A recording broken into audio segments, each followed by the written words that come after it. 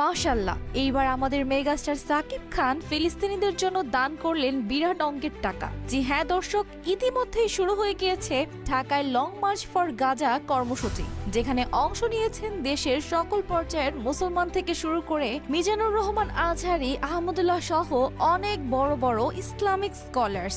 তাদের সাথে অংশ নিয়েছেন দেশের প্রত্যেকটি পর্যায়ের মানুষ। তবে আমাদের মেগাস্টার সাকিব খান স্বয়ং উপস্থিত থাকতে না পারলেও তিনি গাজাবাসীর জন্য দান করেছেন কোটি টাকা। টাকার অঙ্কটি এখনো নিশ্চিত জানা যায়নি, তবে তার নিকটস্থ কর্মকর্তা জানিয়েছেন এটি 5 কোটিরই আশেপাশে। মেগাস্টার সাকিব খান কাউকে সাহায্য করলে তিনি এটি অফিসিয়ালি অ্যানাউন্সমেন্ট করেন না, আর তাই আমরা এখনো টাকার অঙ্কটি জানতে পারিনি। তবে আমরা জানি ইতিমধ্যেই আমাদের দেশের আরেক সুপারস্টার ক্রিকেটার সাকিব আল হাসানও অংশ নিয়েছেন এই দানে, আর তিনি দান